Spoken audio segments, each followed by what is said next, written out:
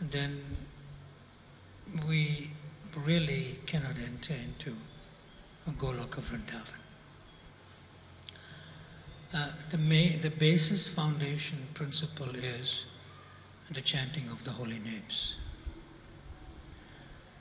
If one is not chanting the holy names as sincerely and seriously as possible, then some of the things I'm about to discuss may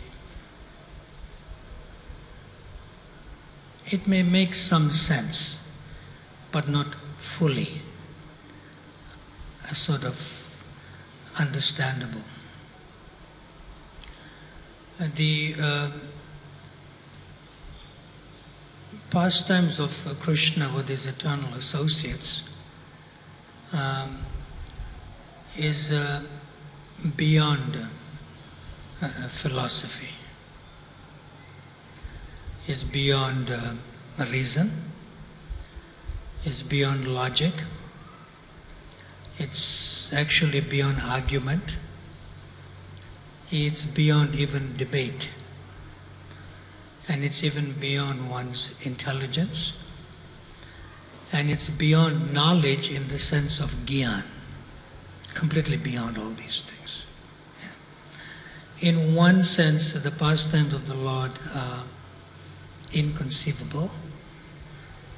Because it's inconceivable because you cannot put a philosophical situation to it, and neither can you put a understanding to it, and neither can you sort of discuss without having the eligibility of trying to sincerely and seriously chant the holy names.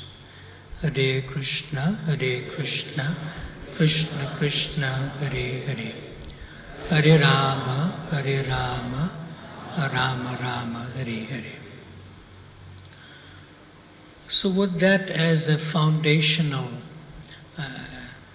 situation in the consciousness, we will try to move forward. Personally, I myself am completely bewildered by the pastimes of Lord Krishna. But the moha, or the bewilderment, which is a secondary principle in ras, there are 5 primary rasas, but the secondary principle is also vimoha, which is called bewilderment. And bewilderment in the material world will make people exclaim, "Oh, how amazing!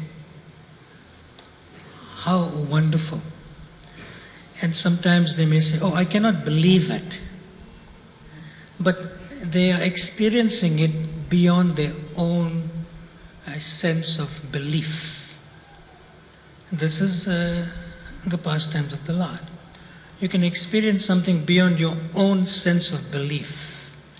And we have relative material experience to that. You know? One particular word in English in terms of vimoha is called wonderstruck. Somebody is struck with wonder. How can this be? How can this be? But at the same time, it's not a question of them not believing, but how can it be? That type of consciousness we are going to be struck with. So we are entering into this particular Srimad Bhagavatam, particularly this 10th canto, chapter 9, beautifully and amazingly simple and deep translations by Srila Prabhupada. And the chapter is appropriately for this month of Kartik, titled Madhya Yasoda binds Lord Krishna. So we'll begin with verses 1 and 2. They are coupled together. And this particular verse 1 and 2 may take us probably 3 sessions itself, or if not less or more. It depends on the discussions. So text number 1 and 2. There's nothing written on the board, so I'll just read the Sanskrit and we can do the translation together. Shri Sukha Uvacha Ekada Grihada Shishu Yasodhananda Gehini Karmantara Niyuktashu Nirmamanta Swayam Dadhi Yani Yaniha Gitani Tadbala Charitani Cha Dadhi Nirmantane Kale Smaranti Tanyagayata. You can repeat the translation, some words at a time. Shri Sukadev Goswami continued. Everyone? One day, when Mother Yasoda saw that all the maidservants were engaged in other household affairs, she personally began to churn the yogurt. While churning, she remembered the childish activities of Krishna, and in her own way, she composed songs and enjoyed singing to herself about all those activities. Purport by Srila Prabhupada. Srila Vishwanath Chakravarti Thakur, quoting from Vaishnav Toshini of Srila Sanatana Goswami, says that the incident of Krishna's breaking the pot of yogurt and being bound by Mother Yasoda took place on the Deepavali day or Deepamalika. Even today in India, this festival is generally celebrated very gorgeously in the month of Kartik by fireworks and lights, especially in Bombay. It is to be understood that among all the cows of Nanda Maharaj, several of Mother Yasoda's cows ate only grasses so flavorful that the grasses would automatically flavor the milk. Mother Yasoda wanted to collect the milk from these cows, make it into yogurt, and churn it into butter personally, since she thought that this child, Krishna, was going to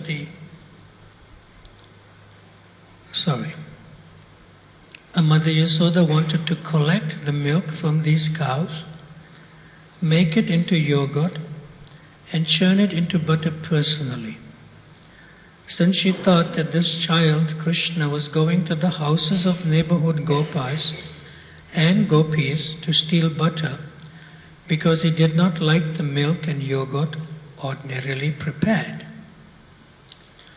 While churning the butter, Mother Yasoda was singing about the childhood activities of Krishna.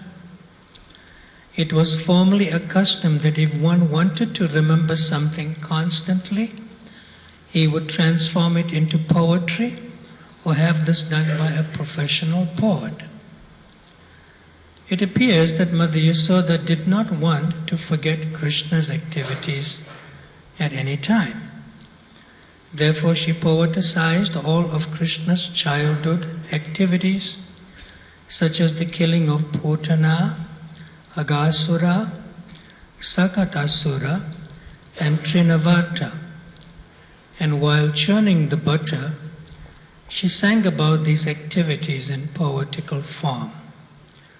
This should be the practice of persons eager to remain Krishna conscious 24 hours a day. This incident shows how Krishna conscious Mother Yasoda was. To stay in Krishna consciousness, we should follow such persons.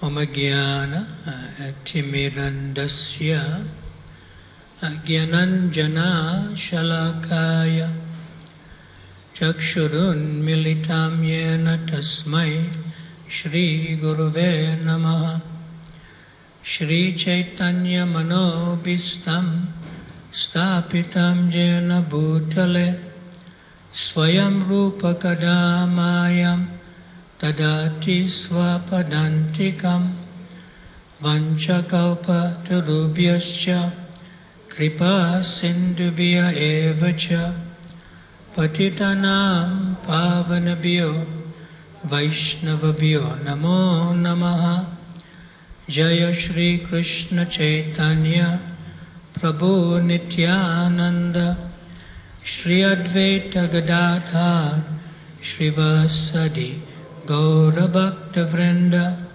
Hare Krishna Krishna Krishna Hare Hare Hare Rama Rama Rama Hare Hare.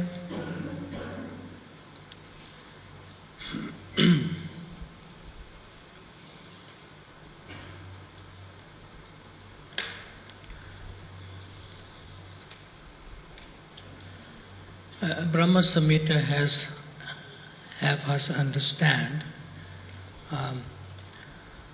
Ananda Chinmaya Ras Prati.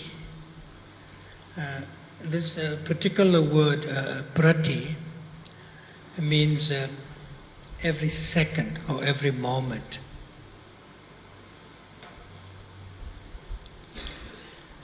And Bhavitabis. That means Tabidya eva nija rupataya kalabi Goloka eva nivasati akilatma bhuta Govindam adipurusham tamaham bhajami. So Srila Prabhupada, he comments that Krishna and his entourage are of the same spiritual potency.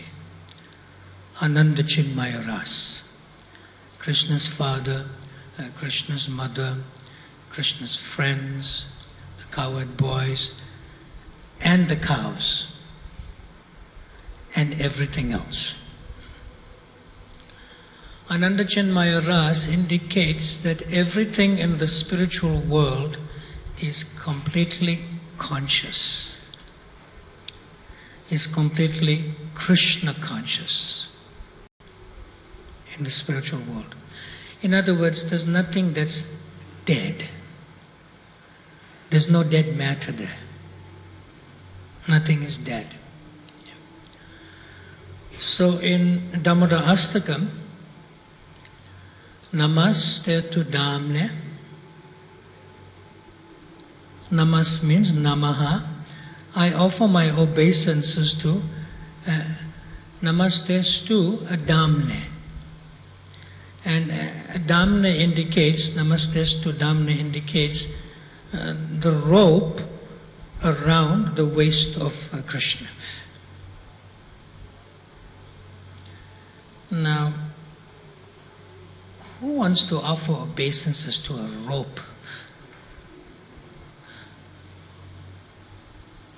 It doesn't make sense.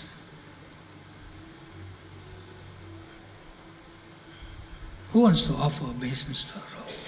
But yet we sing. Every evening in Damodar Astakam, we offer obeisances to a rope. So this rope is very much supremely conscious of Krishna and service to Krishna. And not only that, Spurad Dipti Dhamne. Spurad Dipti Dhamne. Spurad means effulgence or splendorous, like that. And Dipti Dhamne means like a deepam, we offer lamp, but the abode of the Lord is full of spiritual effulgence. Right.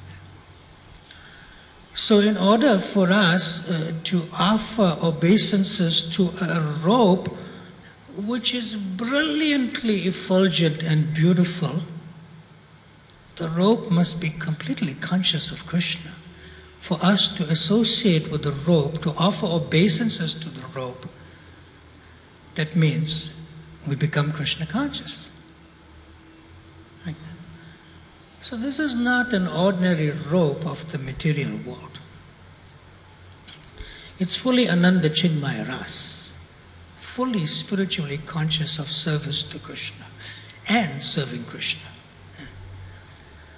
And then we know Tvadiyo Dharaya. What's Tvadiyo Dharaya? Onto the stomach or the belly. And Atha Vishvasya. That means of the entire universe, Damne. The entire universe gets shelter in the belly of Krishna. Like that. And not only we offer obeisances to the rope that's binding your belly, Krishna, but we also offer obeisances just to your belly, to your stomach, like that, which is the abode of the entire universe. We sing. But how deep is this and how simply deep is this? Like that. So therefore we should know that everything in the spiritual world is fully conscious and eternally there. There's no dead matter. There's no beginning or end. There's no birth, old age, disease, or death. Some insect here. Scott? The garland.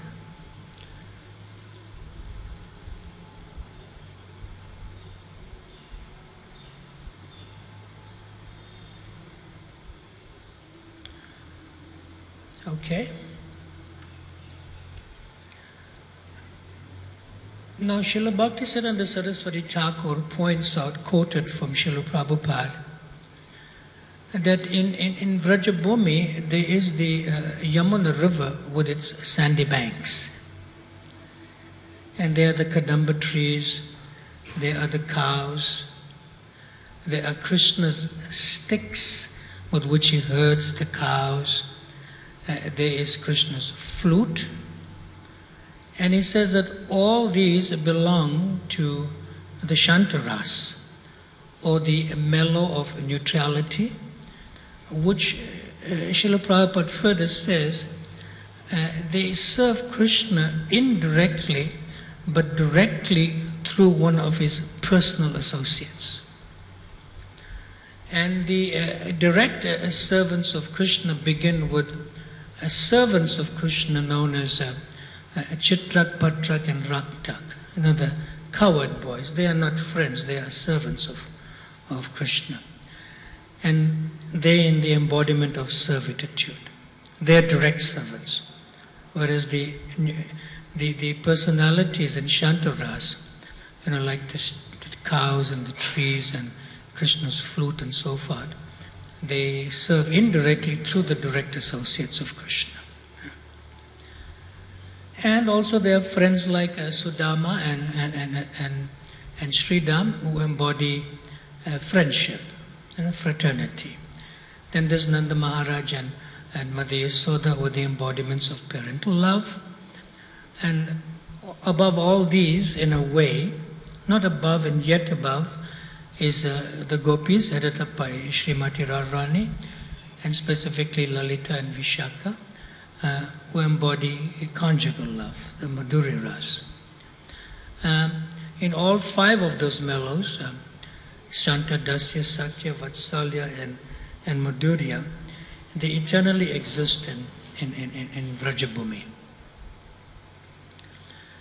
Now, in this particular purport, Srila Prabhupada mentions that it is to be understood that among all the cows of Nanda Maharaj, several of Mother Yasoda's cows only ate grasses so flavorful that the grasses would automatically flavor the milk. Like that. So yeah, Srila Rupa Goswami, he mentions who these cows are in Radha Krishna Ganada's Dipika. And they are 7 of the most important Surabhi cows, which are Krishna's favorites. The first cow is called a Mangala, because she wakes up very, very early in the morning. See? And it's a natural alarm clock for Mother Yasoda to get Krishna to rise, because she makes this auspicious mooing sound, mooing sound, and Krishna rises. So Mother Yasoda knows, I have to rise Krishna. Mangala. Another name of a favorite cow of Krishna, her name is Pingala. You know why? What's the color of the form of that cow? Pingala. Yellow. Yeah. So when Krishna is apparently not so well, is not feeling too well, but actually he's not feeling too well because he was up all night. But Mother Yasoda is decoding, my son was restless in bed. He didn't take good rest. So he needs some medicinal milk. So that medicinal milk, which has a natural turmeric flavor, comes from Pingala, yellowish in color. Another cow, her name is Ganga. And this cow that is named Ganga, she is the origin of the name Ganga. The river Ganga, whether it's Bhagirati Ganga or Alakananda Ganga or Mandakini Ganga in the Char Dham in the Himalayas, they are secondary names in terms of the name, the Ganga River. The original name of Ganga is this cow. And she is completely whitish in complexion. And her milk is naturally white. Yeah. So when Krishna is in the transcendental mode of being transcendentally agitated and is not a good boy, is more naughty than usual, then Mother Yasoda knows she has to give the milk of Ganga. So he becomes pacified and he is sort of coming to the mode of transcendental goodness, Suddha Sattva. Right? That's Ganga. So how many cows we mentioned so far? Mangala, Pingala, Ganga. Yeah. Just remembering the milk of Pingala like turmeric tasting and feeding Krishna, you'll go back to Godhead. Just one little feature of this thing. Yeah. And the next name of the cow, her name is Pishangi. P-I-S-A-N-G-I, Pishangi. Or Srila Rupa Goswami says, Pishangi.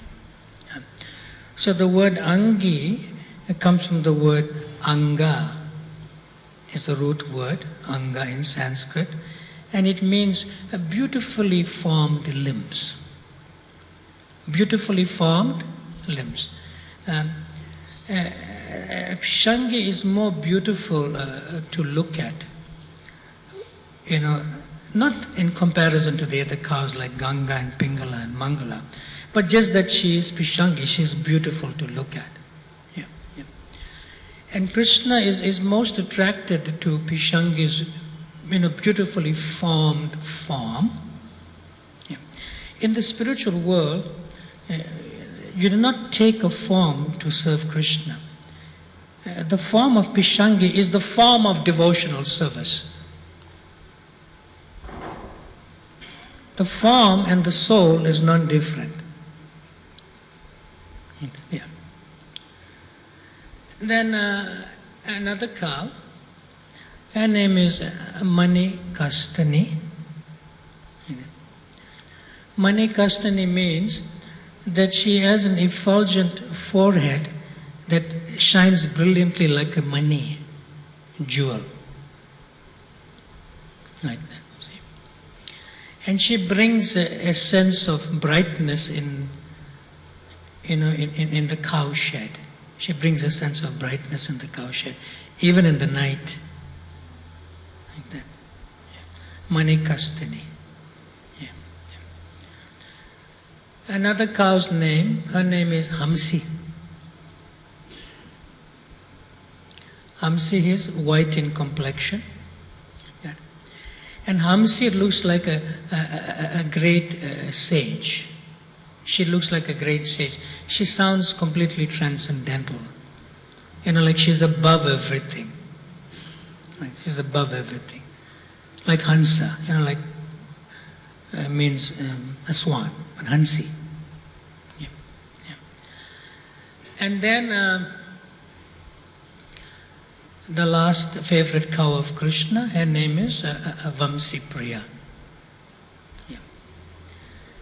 Now, Vamsi Priya is apparently manifest prior to Krishna's manifestation. Because she's cow.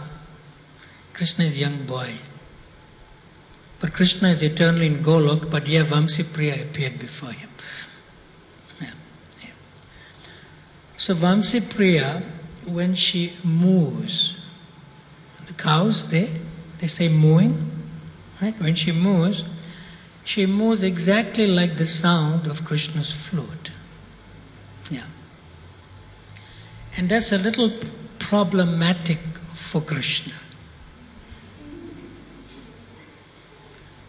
Because Vamsi Priya, she plays with Krishna, and sometimes she moves and then the associates of Krishna are feeling, oh, Krishna is calling. And they go to their rendezvous, they go to the meeting place, but Krishna is not there. Like that. See? So it's a type of ras, with Vamsi Priya and Krishna. So Srila Prabhupada says in a very simple book, Science of Self-Realization. We sometimes miss these simple ones. Simple book, Science of Self-Realization. Srila Prabhupada says that the cows in Krishna's abode are liberated souls. They're Jivan Mukta. And they are called Surabhi cows. And Srila Prabhupada says there are so many popular pictures showing how Krishna loves cows and how he embraces them, and not only that, Krishna kisses them in public.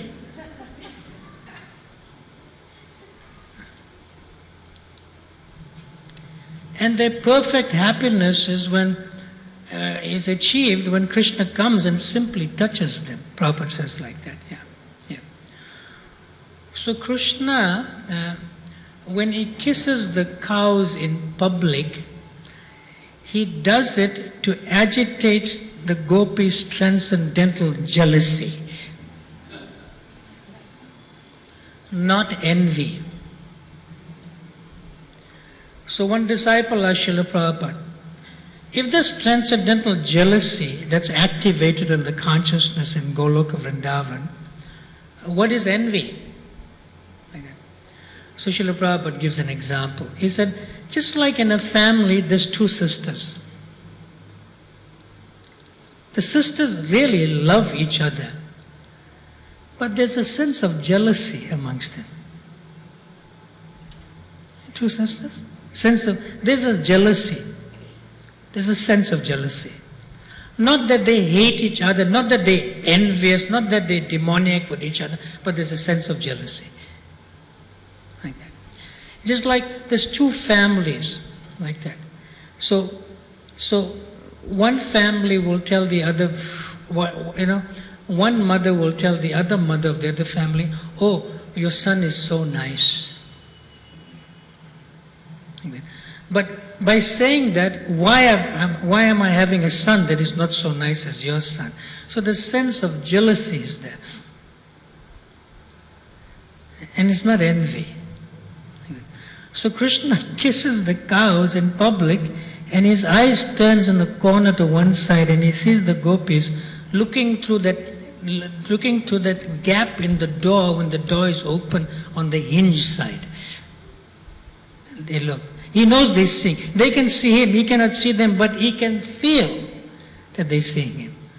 So then he kisses the cows. Very simple. Prabhupada says how he embraces and kisses the cows in science of self-realization. Yeah. So these are Krishna's favorite cows.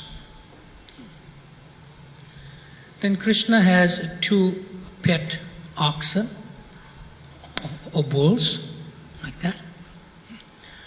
And one of the bulls' name is Padmaganda. Padmaganda. And the bull, as if it works very hard, to till the fields and so forth.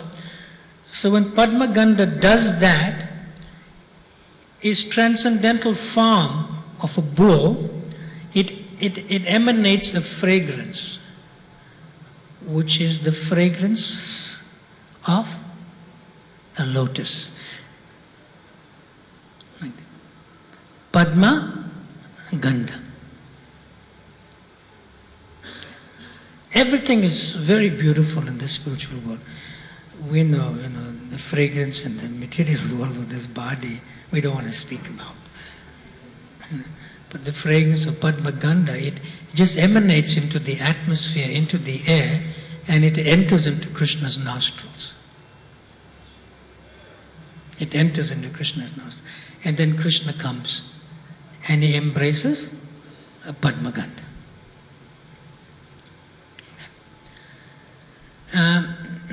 There's another pet bull, and at least his name is Pishangaksha. Pisangaksa, like that. Pishangaksha is like a follower of Padma Gandha. Follower, but they're together. This is Krishna's pet oxen.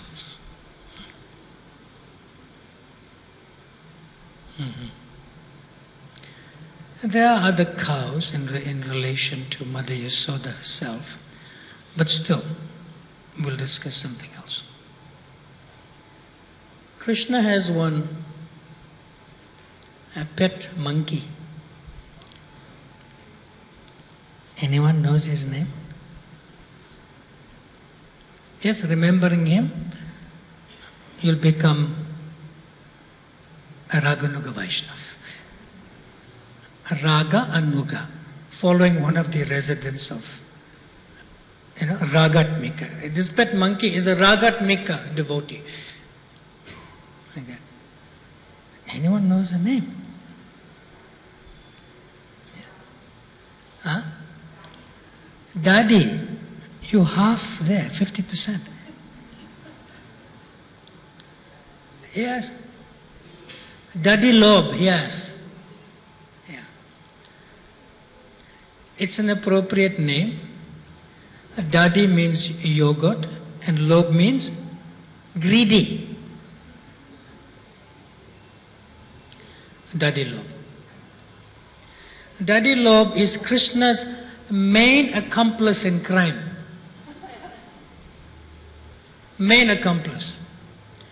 Without Daddy Lobe, Krishna cannot steal butter, yogurt and milk products. And he is the advanced party. Like that. So what he does? Daddy Lobe. So Daddy Lobe goes, Krishna tells Daddy Lobe, look, you go first. So Daddy Lobe, in his sound, he says, yeah, I go. Yeah. Completely conscious. Yeah. He said, you go first. Now, you know what to do. Yeah. So Daddy Lobe explains, yes, I am Daddy. I know. I'm greedy for yoga. I know what to do. Their language, transcendental language. It's like a monkey language, but Krishna knows and understands. And so Daddy Lobe goes. Like that. So he goes into one of the elderly gopis' homes and he creates such an havoc. Like he screams, he makes noises, he goes, into some small, he's smallish, he's very small monkey. Small. He goes and he makes such a ruckus there, it's just like, upside down everything and so forth. Goes up, down, everywhere and he makes a noise. So the elderly gopi comes. So who's stealing? So he makes the monkey sounds. So she sees him, she takes a stick and she tries to hit him, but he can jump, He jumps all over, even like along the ceiling and, along the rafts, and he jumps. So she can't get him. So eventually he goes and she has the door open. So he runs out the door. And when he runs out the door, she runs after him. And then Krishna and the coward boys come in. That's Daddy Lobe. He's an advanced party for stealing. Main accomplice. So Mother Yasoda has one bucket. A milk bucket. Krishna's milk bucket. And it's called Amrita Dohani. Like that. That means, Amrita means nectar. And Dohani means milking. Milking, like that. So this bucket, it stands there. It is Shantaras. Shantaras, it stands there. Like that. So that bucket can only serve Krishna through the agency and consciousness and devotion and actions of Mother Yasoda. Direct, indirect service to Krishna. Direct service to Mother Yasoda and indirect service to Krishna. Amrita Dohani. So that bucket, Amrita Dohani, it's a personality. And she's female in nature. Because cow is female, milk is female, goes female in nature. So that bucket, Amrita Dohani, feels, oh, I am standing here, and Mother Yasoda is so near, and the gopis are complaining that Krishna is stealing butter from their homes, and I'm still standing here. And Mother Yasoda is making milk sweets for Krishna, but he's coming completely full stomach, and he's not eating anything at home. So Amrita Dohani feels, maybe I'm completely unqualified. And Amrita Dohani feels fallen. And she perspires on the side. Perspiration. The perspiration is akin to something like, when you take something and you put it in the fridge, and when you take it out, you get that water that comes out on the side, because of the freezing. Yeah.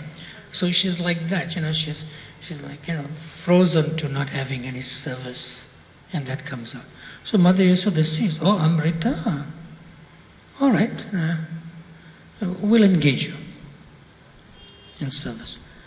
Amrita Dohini is a natural milk bucket, but it won't move. It won't move, but it's completely conscious.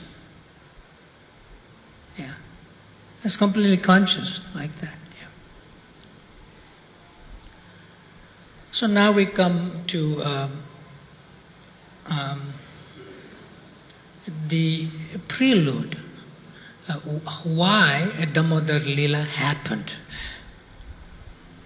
And then in the next several days we'll come slowly into Damodar Lila. This is just a prelude, because there must be some things happening for Krishna to steal in his own home. He never does that. He gets everything he needs. He gets everything he needs, like that. Yeah. So in act of devotion, Srila Prabhupada says that a friend of Mother Yasoda, one elderly gopi, she came to Mother Yasoda and she said, look, Mother Yasoda, your son is very cunning. Mother Yasoda said, look, I am the wife of Nanda Maharaj, the king. And we bring our son up very upright, and he is a first-class cultured boy. Like that. There's no cunningness in my son. And besides this, you're trying to bring bad name to our family? Like that. She says, no, Mother Yasoda, you should understand, I haven't finished yet. He came to my home, he stole some butter in a very cunning way. Like that. And when he did that, when I caught him, he blames my son for the mischief. Like that. See? And how does he blame my son for the mischief? I can see butter all over his hands. He goes in front of me and he smears, my son on his face with all the butter that he stole from my own house. And he says, see, look, he's the one. Right in front of me he does that. Like that. Yeah. That poor boy, when he was smeared by Krishna's lotus hands with that butter, he's looking at his mother and he's crying, this happened, at the same time he's licking the butter. Mahaprasadam. He's licking the butter, like that. And not only that, she said, he did that when my boy was sleeping. He went there and he smeared him and he got up and he started crying, and in his crying he's licking the butt. It's like, your boy is really cunning. He's really cunning, like that. So upon hearing this, Srila Prabhupada says, quoting Rupa Goswami, Srila Prabhupada says, Mother Yasoda, she looked at this gopi, like a side glance, and her eyebrows become curved. It becomes curved, and she looked at her like that. And she looked at the face of her friend with the curved eyebrows. And with that curved eyebrows, it's as if to say, you're talking about my son like that. That mood, curved eyebrows. And the Mother Yasoda started smiling, and the gopi left. Like that. Now, Krishna is very attractively childish because of his restlessness. He's attractively childish because of his restlessness. So, all the gopis in the neighborhood, they used to come to Mother Yasoda and complain one after another, like that. And one gopi heading up some other gopi said, our dear friend Yasoda. So Yasoda said, stop. First you're calling me dear friend. What are you going to say next? You come to somebody, my dear friend, your boys are rascal.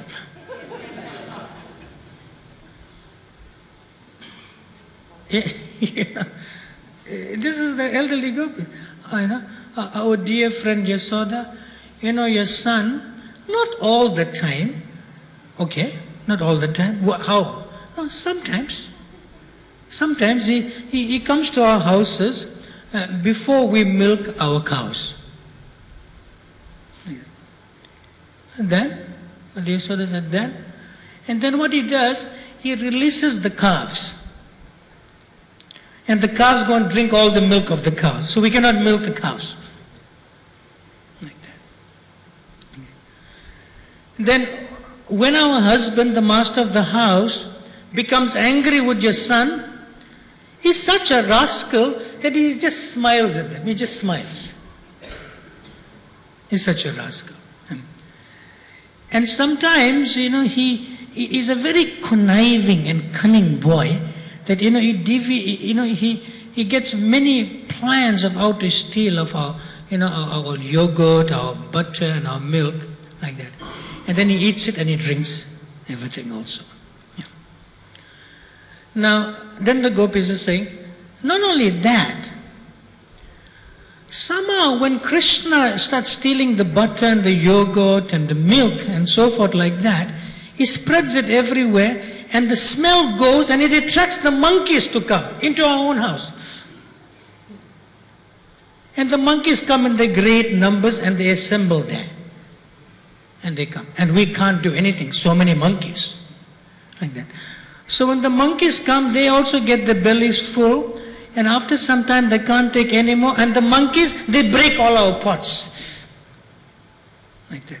All because the cause of everything is your Krishna. Like that.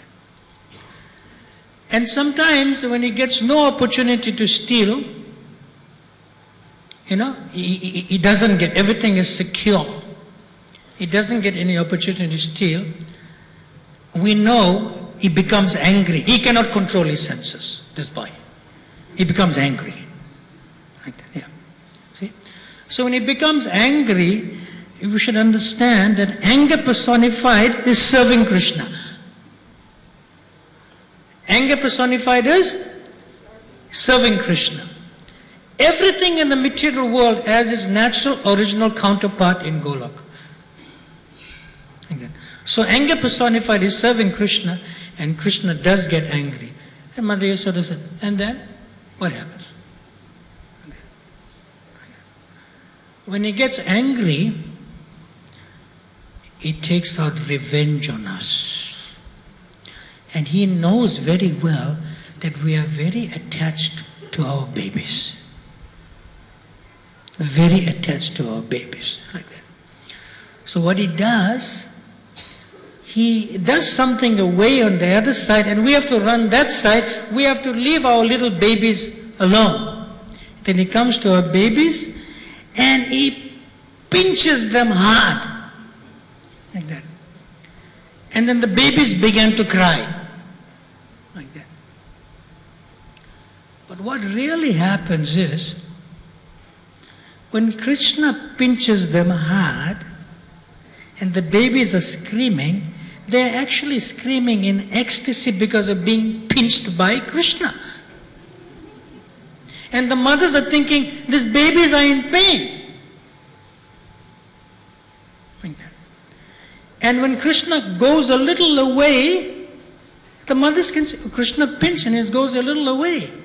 When the Krishna goes a little away, the babies cry even louder. They cry even louder. And they tell the mothers, they fling, him, bring him, like, the mothers are, this baby is in so much pain. They're pointing at Krishna. They're chasing Krishna away, but the babies want Krishna back. And Krishna knows that. Like that. So a pinch from Krishna does not put you in pain. A pinch from Krishna puts you in ecstasy, and you cry out of ecstasy. But the mothers are thinking, so much pain he brought to our babies. And those same baby boys are going to grow up and play with Krishna in the fields later on as the younger gopas. They're already touched by Krishna. Yeah, see. Imagine being touched by Krishna and you become so Krishna conscious, you're only remembering Krishna who pinched you. That's the goal of Krishna consciousness, to be completely conscious of Krishna. And the babies were like that. So this type of narration of Krishna's naughty childhood activities, it would be presented to Mother Yasoda in the form of complaints. Srila Prabhupada says, it's presented to Mother Yasoda in the form of complaints. So the form of complaints is part of the feature of the elderly gopis that brings ecstasy to Krishna to steal more.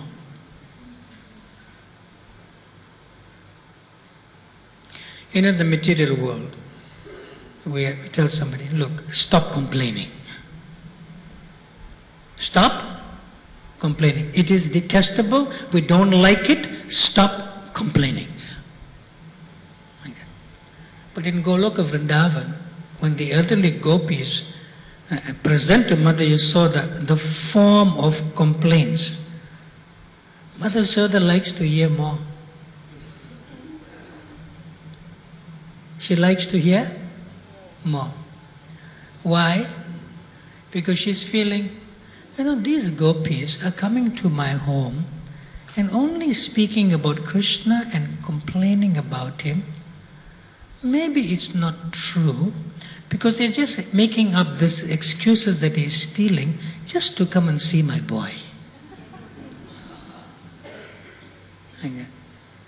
And anyway, Mother Yasoda felt, these women, elderly gopis, they're my friends. They're village people. It's all Grama Katha. There's Grama Katha in the material world, which is nonsense. There's also Grama Katha in the spiritual world, which is non-sense, N-O-N-S-A. It doesn't make sense to Mother Yasoda. So in the pretext of the form of complaints personified, they come here just to see my boy. Like that. So sometimes Krishna, he would enter the house of a neighbor, and like we said, when he found no one there, he would release the calves. He would release the calves. When he would release the calves are tied by a rope. He touches that rope and he caresses the calves. He unties that rope. See? And that rope that he unties where he releases the calves is a cousin of all the other ropes in Mother Yasoda's home. Like that. So when he touches that rope and he unties the calves, those ropes in Mother Yasoda's home, they feel a very tingling sensation. Oh, our cousin is being touched by Krishna. That rope. See? And soon as Krishna releases that calves, they go before the time to the cows to be milked, before the time, like that, yeah. So the calves are actually, the calves are actually supposed to be released when the mothers are milked, but Krishna would release them before that time. And naturally the calves would drink all the milk from their mothers. Like that, see? So Krishna is making a point here. Krishna tells these elderly gopis indirectly, look, I am not after your butter. I am not after your milk products. I am not after your yogurt. Then why would I do this? Because you'll have no milk now to make milk products. I just released the calves. So I'm not after that. Just on the pretext of stealing, he brings so much joy to the residents of Vrindavan. Like that. So when that happened, and they caught Krishna releasing the calves, they tell the coward men, the husbands, hey, catch him. Where's he running? He's a thief. He didn't get anything today, therefore he released the calves. You catch him. They instructed their husbands. there are three features of culture that we should know. We are not talking about the Western culture. The Western culture is completely uncultured. We should know that. And we should not embrace it and not introduce it also. Like that. That we don't discuss. Then you get the culture which is called Indian culture. Okay. See? And Indian culture is on the bodily conception of life. Beyond the Indian culture, you get what is called Vedic culture. That is Sanatana Dharma. That is Sanatana Dharma. And within Vedic culture, which the Indians mostly follow, called Indian culture in a sense, but not the complete Vedic culture. In that Vedic culture, a wife is not supposed to instruct the husband. Not supposed to instruct the husband. But beyond Vedic culture is Krishna conscious culture, where you can break the lesser rule of Vedic culture, you can break the lesser rule of Indian culture, and you can break the lesser rule of Western culture and be Krishna conscious culture for the highest rule of connecting to Krishna. So the cowherd men, when these calves are released, they want to go for the calves. And the elderly gopis are saying, our husbands are a little dumb, They're dumb. There's no milk left. What are you going to... Let's leave the cows. They already took all the milk. Let them be fully satisfied and come away from the mother. You run after the thief so that doesn't happen again. Then the coward men, they started running after Krishna. See? So in Krishna conscious culture, you can break all lesser rules to connect anyone and everyone to Krishna. So the elderly coward women, friends of Jesus, told the coward men, run after Krishna. Now that's a good instruction. Run after Krishna. That is Krishna conscious culture. We can break many lesser rules for the highest rule of always remembering Krishna and never forget him. Others we get stuck with these rules, and it's called niyamagraha. But then we break the rules not to connect to Krishna. That is not good. That is not good. Like that. So the vestige of Vedic culture is called Indian culture. And lower than the Indian culture is the Western culture. Like that. And higher than the Vedic culture is the culture of Krishna consciousness. That you connect people to Krishna. Connect them to Krishna. So this is what the elderly cowherd women did to their husbands. Run after Krishna. And Krishna was running away from them, and one of them says, oh, here is Krishna, he's the one that did the mischief, like that. And then Krishna would flee again and enter another house, like that. Like Srila Bhaktivinoda Thakur says, what Krishna said to Amara, like, you have Krishna and I'm running after. So what's that?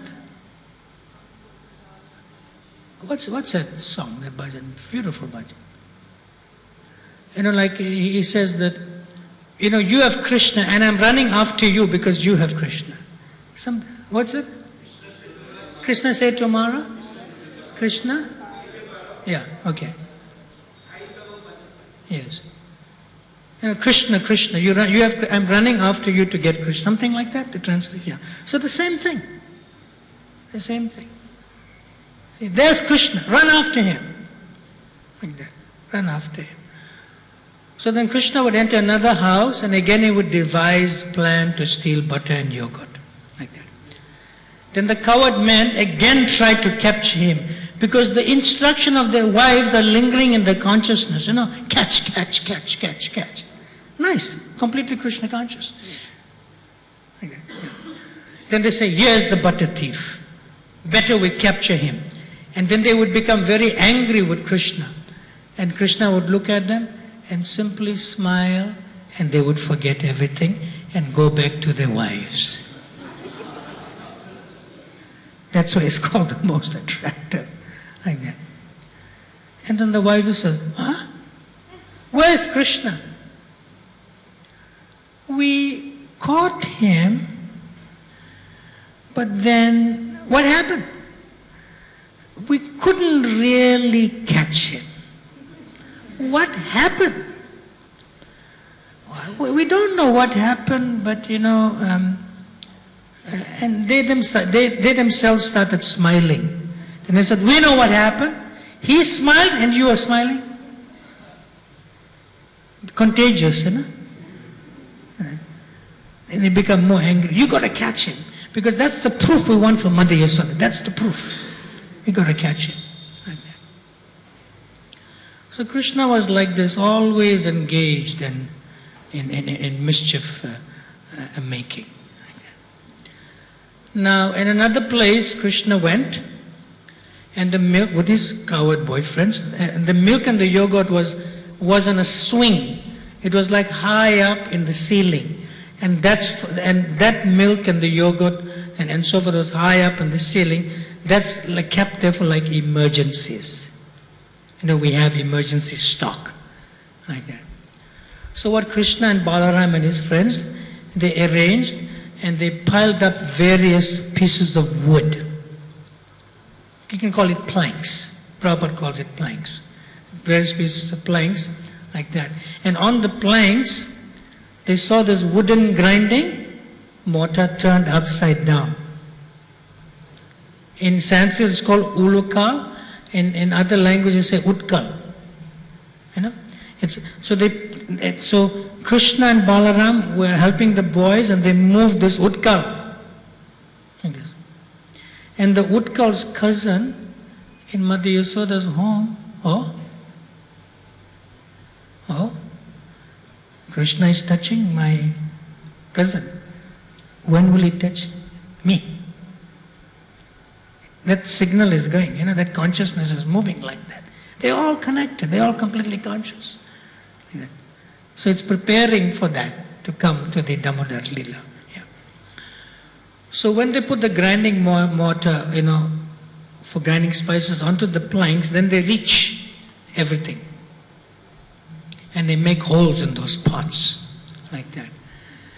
And Krishna and Balaram sometimes used to go in a dark room, and because of the valuable jewels, the gopis used to complain, you put too much jewels on Krishna. So when he comes here, it's so dark room, but the jewel brightens everything. They complain to Mother Yasoda like that. See? And the jewels are feeling, hey, look, we are giving Krishna pleasure, now you're complaining against us? And we will shine more. It's completely conscious, all this paraphernalia. We're going to discuss Mother Yasoda's sari. We're going to discuss, the rope and the stick and everything in days to come. How completely conscious everything is. Like that. So then, Mother Yasoda was wondering, these complaints are coming once too often, and sometimes in a day it comes for a few times to me. Can't they give me a break? Like that. Then she feels, maybe in all these talks, these rumors, there may be some grain of truth in it. Maybe there's something there. Like that. So Srila Prabhupada says in the purport, in one purport, in the 10th canto, he said, aside from being a thief, Krishna, in his childhood affairs, Krishna also acted as an expert thief, even at that age, by attracting all the young girls. He even stole the girls by attracting them. And then Prabhupada says, and this is Krishna's business. This is what he does. Like that. And because Krishna is good in all activities, even if it's so-called immoral activities like stealing, killing and violence, Krishna is always pure. Right? And then Srila Prabhupada says, this is the first time that Krishna is given this name. Not in relation to the young gopis. It's the first time he's giving the name in relation to the elderly gopis from whom houses he's stealing butter, milk and yogurt. Therefore he's called Gopi Jana Vallabha. First time he's called like in relation to the elderly gopis. So one of our previous acharyas, Vishwanath Chakravarti Thakur, like that, he says that the gopis, they also complain in other ways, like that. And this time when they come to Mother Yasoda, they say, look, your son not only steals, like that. You know, we have young daughters at home, like that. You know, and these young daughters, he comes from behind. We don't know how he does it. He just comes suddenly from behind and he pulls their braids and he pulls their saris and he says, nobody will marry you. Now, you know, it's okay, we can tolerate the stealing of butter. But you know, this is completely immoral and uncultured. And he goes around and he tells all his coward boyfriends, I did this. I did this. And when he spreads the news, it goes all over the village and nobody will marry our daughter. He says, this is your boy. This is your boy. See? And then Mother Yasoda said, look, he's a boy. Boys can play with girls at that age. What is the problem, you know? He's playing. No, you cannot say he's playing. He's supposed to be a cultured boy. He's not a cultured boy. And another gopi says, and on top of that, when one of my daughters, you know, she like resisted Krishna, he said, you rascal, he kicks her. Like that. And after he kicks her, she breaks down crying, and he goes quietly to her and said, will you marry me? That's Krishna. He's such a lovable person. That's Krishna. Yeah. So then she told Mother Yasoda, this one will complain, you should be careful about your boy. You know, now he's stealing yogurt. And then he's coming and stealing the hearts of our young daughters. Like that. And when he grows up, you know, he might also steal other men's wives. You should be careful. Because, you know, that's the trend. Stealing yogurt, butter, then the girls, then it'll go somewhere else. Mother Yasoda really, what? Are you gone pagla? This is my boy. How can you say when he grows up he'll steal other men's wives? Like that. But it hurt Mother Yasoda that you're telling me this. She said, Ja, go. So the elderly gopi went away. Like that. They all went, these elderly gopis. And they went to, this is described in Garga Samhita. So they all went. They said, you know, enough is enough. You know, Mother Yasoda doesn't believe us. Now because she doesn't believe us, we can't go back in the form of complaints and see his face.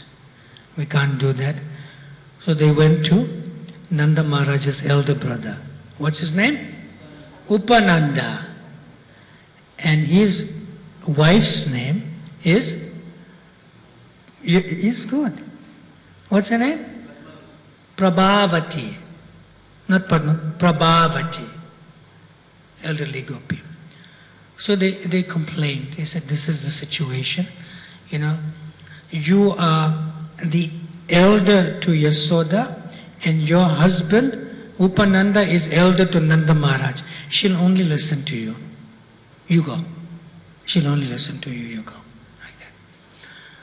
So she came to Mother Yasoda, Nanda Maharaj's palace, and she spoke to Yasoda. She said, "Oh Yasoda," she's felt glorified Yasoda, very nice culture. She said, "Oh Yasoda, for the two of us, there's no separate property. Whether it's in butter, whether it's in ghee, milk, yogurt or buttermilk. What's yours is mine and what's mine is yours. Because our sons, my son is also your son and your son is also my son. Because two brothers and there's two mothers, Prabhavati and Yasoda." So she was explained like this. And by your kindness, what's yours is mine and what's mine is yours. Like that. Then Mother Yasoda said, "Look, I'm not stupid. Get to the point. Why did you come?" Like that. She said, "Yes, I came. I am not telling you, Yasoda," Prabhavati is saying, "I'm not telling you, Yasoda, that I'm not telling you that you taught Krishna to steal. I'm not saying that." Like that.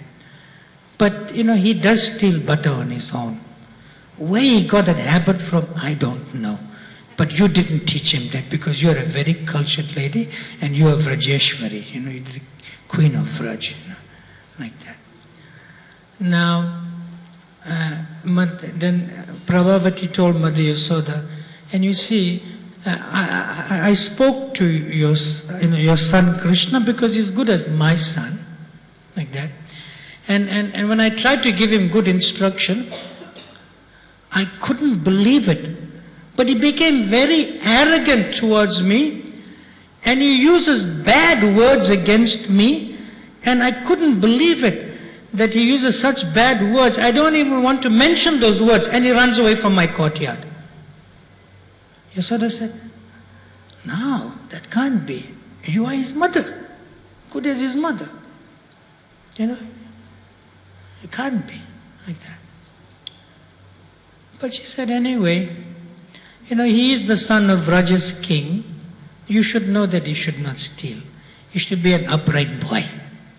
Prabhavati is saying this. There are other things, Prabhavati is saying, there are other things I want to tell you, but out of respect for you and Nanda Maharaj, I will not say. Like that. Krishna is in the other room. He heard everything. Like that. And he said, "This Prabhavati, now she's representing all these people. I am going to sort her out. Because she's bringing pain to my mother in speaking like this about me. What she spoke is true. But why she should tell my mother, bringing pain? I will fix her up." Like that. So after hearing Prabhavati's words, Yasoda called Krishna. And she rebuked him. She chastised and scolded him. She's chastising Krishna on one side, and then she turns to Prabhavati and she gently speaks to Prabhavati. "You see, I am chastising him." And she said to Prabhavati, "I don't know what's happening. We have 10 million cows." Like that. There is so much yogurt in our home. I do not know why this boy never drinks any of the yogurt here. I don't understand. Like this. And next time, Prabhavati, when you catch him stealing, you bring him to me. That you caught him stealing, this yogurt thief. You bring him to me with butter in his hands, and then you'll see what I will do. So Prabhavati said, "If I bring like that to you, what will you do?" Like that. She said, "I will tie him up." Damodar Lila. I will tie him up. Like that. And then again, Madhya said, "But you should also know that there is no difference between my son and your son. You should know this." Like this. "If I tie Krishna up, how will you feel? How will you feel? Because he's also your son. Don't come and tell me I shouldn't tie him up if I tie him up. If you get the proof and come to me." Like that. So these are the words it says, Te Shishu, your son, my Shishu, my son, Beda, difference, Nasti, that is, and Kinchin, all to Prabhavati. But meanwhile, she's making Prabhavati understand that if I tie Krishna, you don't feel sorry for him, because he's also your son. So hearing these words, Prabhavati became very happy. She went home, like that. So Krishna said, oh, you did this. I will fix you up. I will sort you out. So Krishna went to steal butter from whose home? Prabhavati's home. Like that. So when he stole butter from Prabhavati's home, he and the Gopas, they climbed over the outer wall, entered the courtyard, seeing the yogurt in clay pots, hanging on the ropes beyond reach. They arranged a footstool and the grinding mortar on it, climbed on it, and still the yogurt could not be reached. Again the grinding mortar. Then Sridham and Subal, they hit the pots with their stick. They're good with sticks. And this flowing, beautiful yogurt came down. Like that. And it hit the ground. And Krishna and the gopis and the monkeys, they having a big feast. Eating and eating and eating. Now, Prabhavati heard the pots breaking. Sound of the pots breaking. So she came. And the boys fled. And the boys are telling Krishna, let's go. Krishna said, no, I am not going. I am here.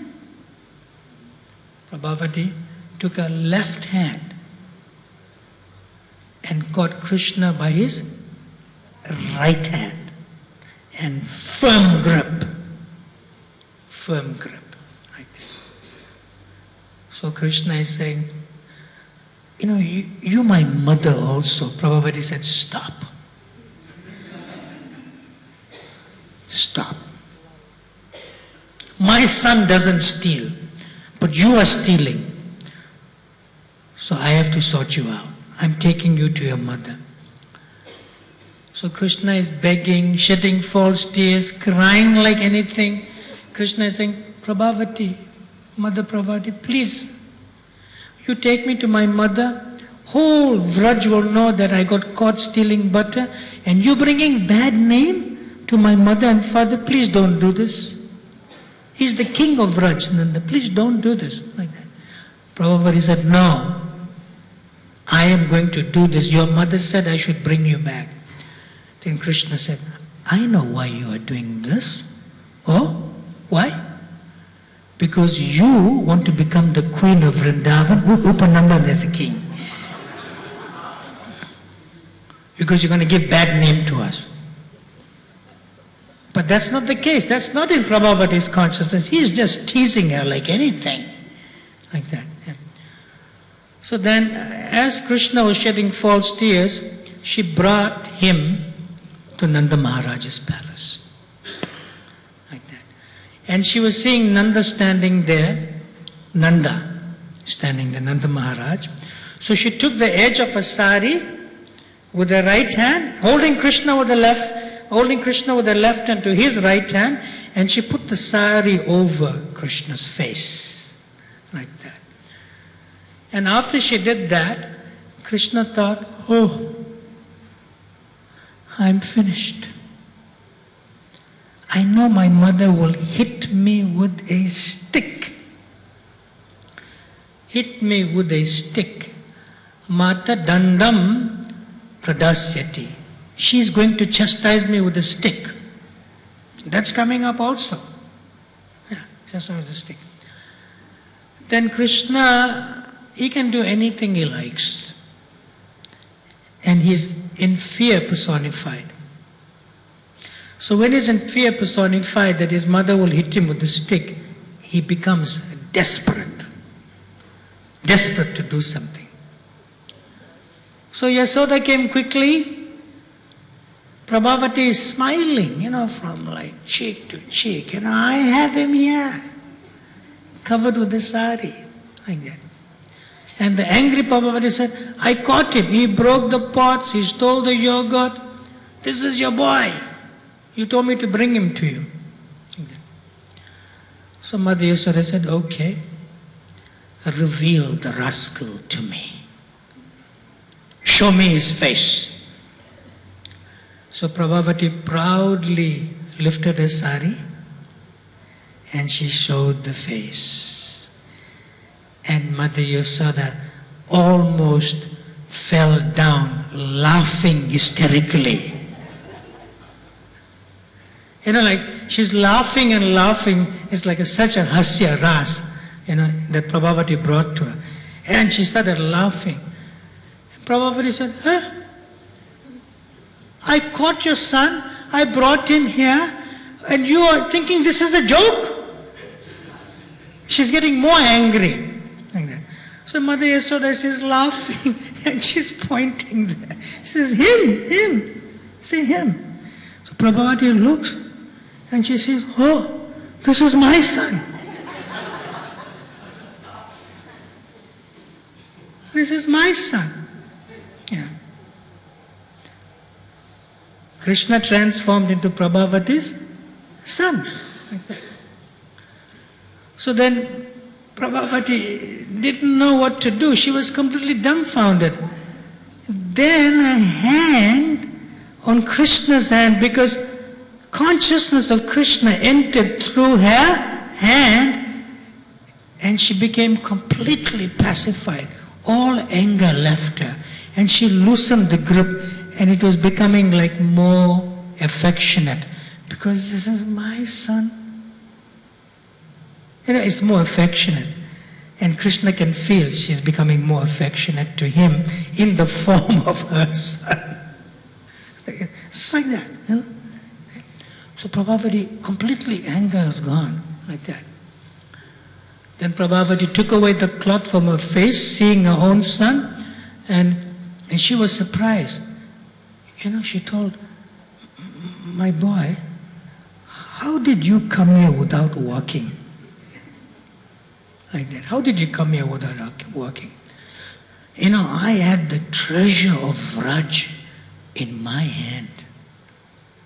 But how did you come here and replace him? She's asking her boy.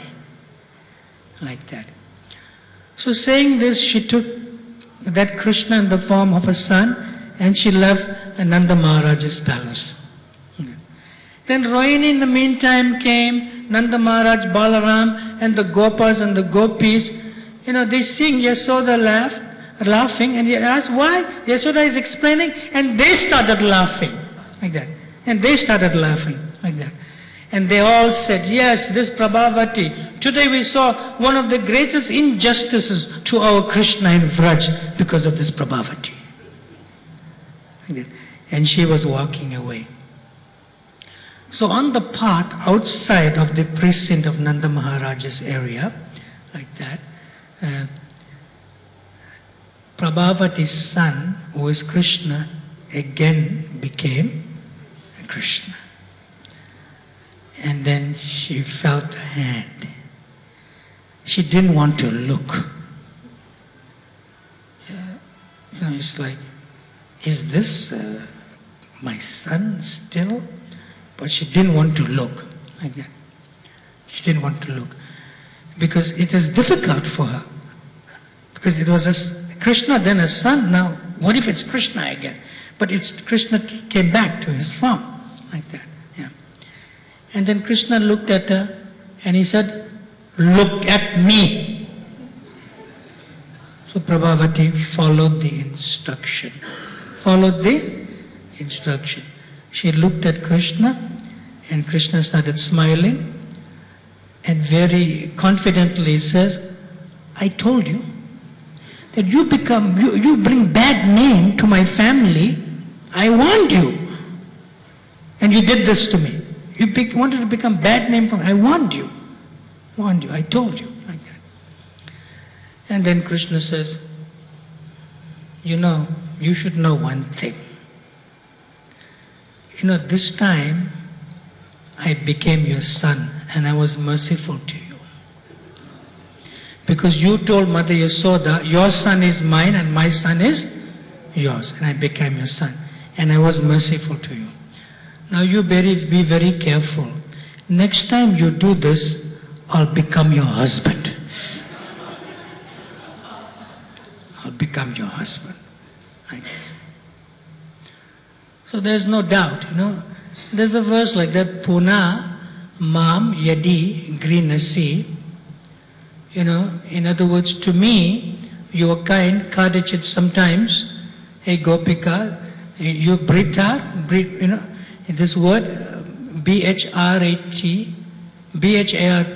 means I'll become your husband. Like that. So this verse is there. Yeah. So when she heard this, Prabhavati, when she heard this, she became completely astonished. She said, I'm his mother, and he's telling me next time he'll become my husband. And she just went home. And when she entered the home, Upananda asked her, everything all right? Like that. She couldn't speak. She couldn't speak. Everything all right? She couldn't speak because there was it was impelled like by a fear of embarrassment. She couldn't speak. So Upananda asked, everything all right? She just looked at him. She said, Krishna, Krishna, Krishna, Krishna.